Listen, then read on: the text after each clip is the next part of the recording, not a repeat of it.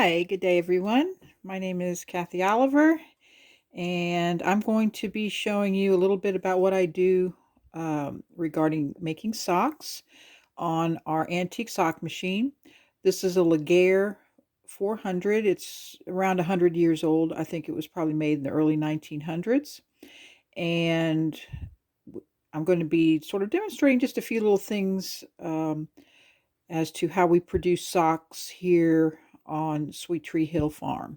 So right here, if you'll notice, we're getting started on an order. It's going to be multicolor, but we start off with, this is natural colored Shetland fingering weight yarn. It's a little bit of a blend. It's got a little bit of nylon in it. Uh, but it's beautiful. I mean, it's got a 2-ply and very easy to work with on the sock machine. So what we're going to do, we're going to load her up. This is a not a yarn carrier that came with the machine. I got this from a gentleman named David Lord. It has a slot. It's called a slotted yarn carrier, and it enables me to change colors easier. So we've got waste yarn loaded here, and then we're ready to get started. And the particular sock that we're doing is a woman's sock. And so we're going to do a hung hem cuff. I like that better than the ribbed cuff. Ribs, especially with this particular yarn or yarns in general, tend to lose their elasticity after a little while. And this is a little bit more of a durable cuff. Holds up a lot better, more comfortable to wear, in my opinion. Again, this is all opinion. You can disagree with me if you like. But that's we do mostly a hung hem for our socks. And we call our socks 1910 shepherd socks because the farm was founded in 1910, and that's probably about when the machine was made.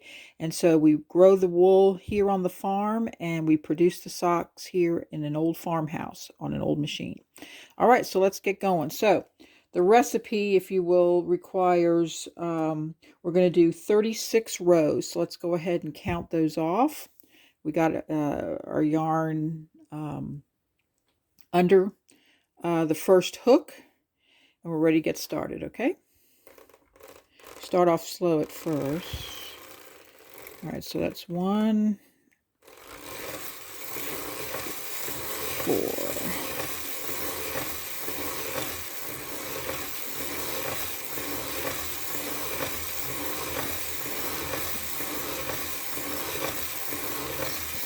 17,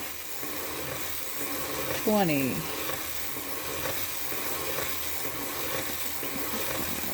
26, 27,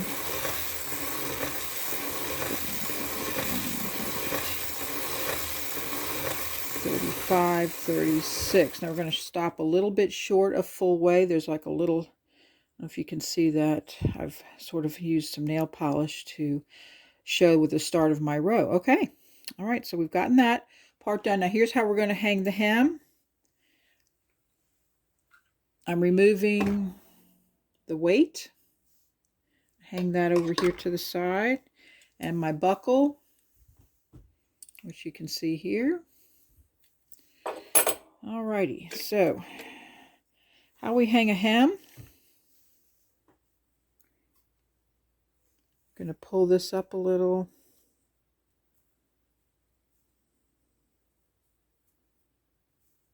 All right, so we're going to look for the beginning, the first stitch,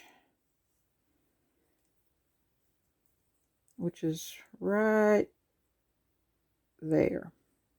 All right, we're going to take that stitch and we're going to put it over on the first needle, which is right here.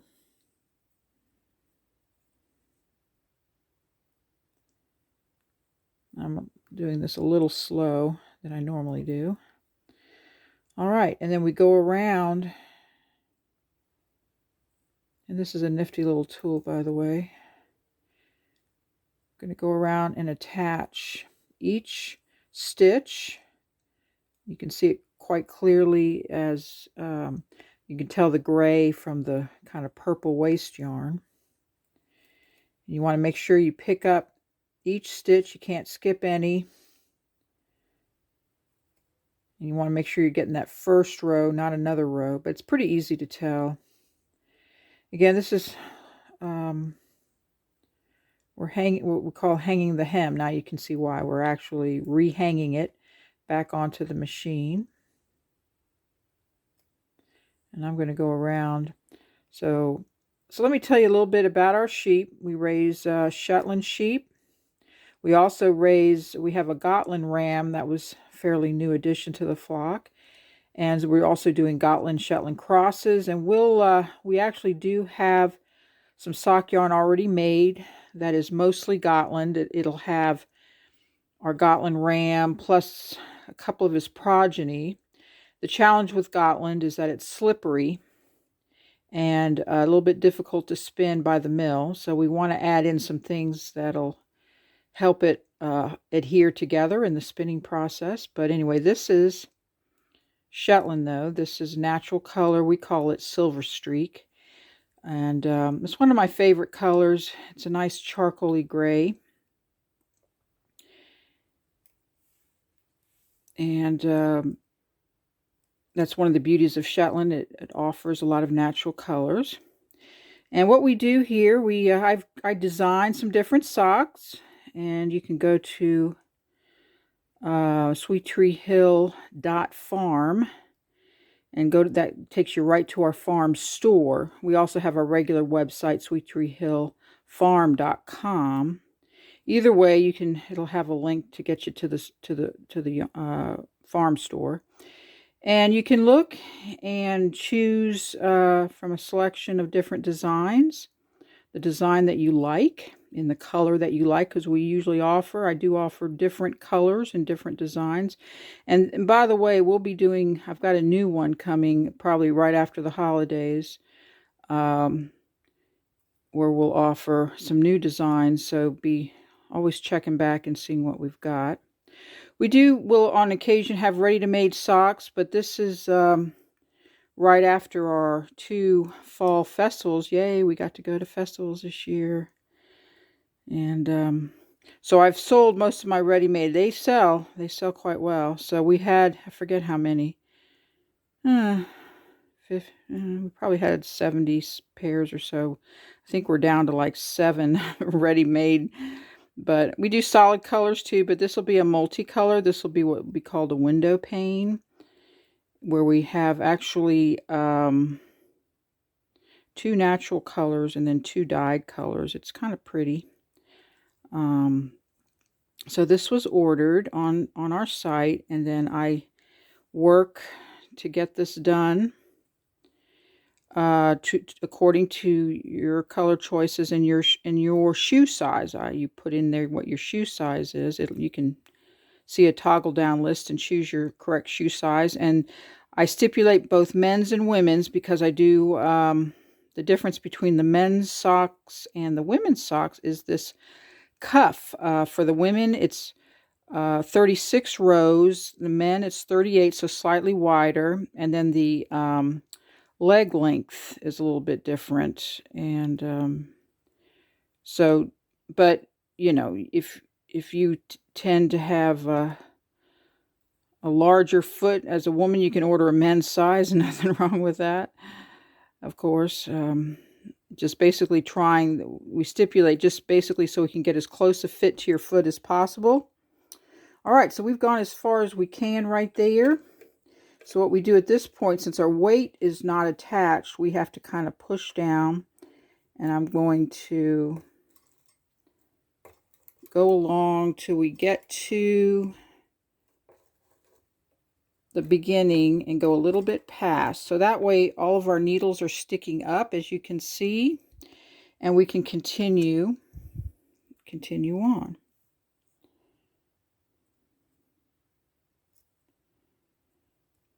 So as I was saying about our socks, so it's about 2 to 3 weeks. Usually what I do is I'll do more than 1 pair at a time. And so I just basically do them one right after the other on this machine. And once I finish the sock, you know, I'll maybe do, I can do as many usually as 6 pairs at a time. Once I finish those 6 pairs, I take them off the machine, and then I have to close the toes. We do close the toes by hand. And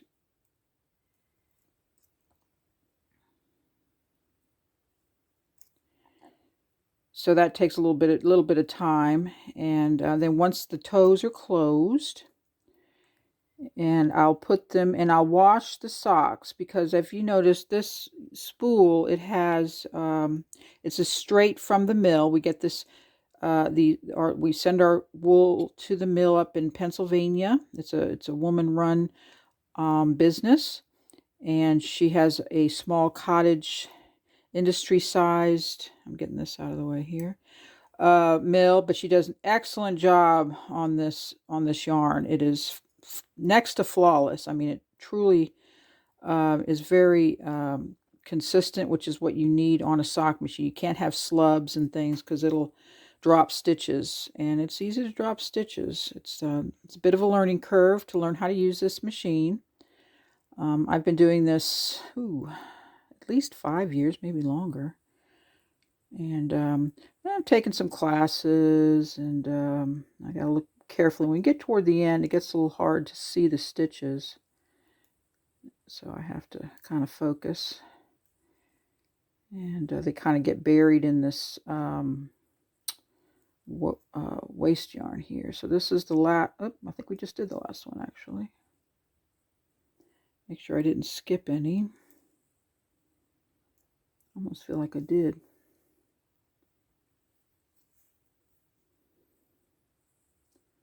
I just kind of double check just to make sure every needle has. It looks like it's okay. All right. So what we do at this point, kind of push everything down. We reattach our weight, so I need the buckle. And we put that underneath here.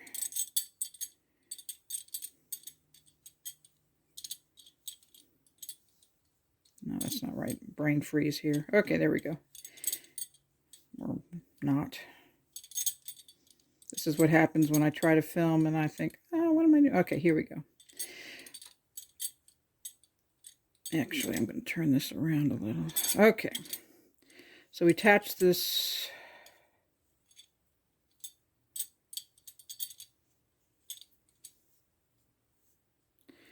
buckle like this, and then we put the weight on it, and that holds the yarn down on the needles. Now, what we're going to do according to our recipe, this will be the last part of the video, then I'll do another video changing colors, but we're going to go down 47 rows. So here we go. So we want to do it slowly at first, because we've got basically 2 stitches on the needle. Okay, and then that's 1, 2, 4, 6, 7, 8,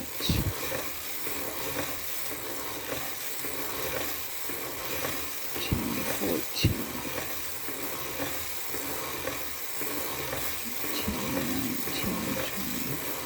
21, 24, 25, 26, 28, 29, 30, 32, 33, 34, 6, 7, 8, 40, 41, 42, 44, 45, 46, 47. Awesome. Okay, so we'll go up, and I'm going to add a new color here. We're going to do a stripe, and see the next video for changing colors. I hope you enjoyed that. See you soon. Bye.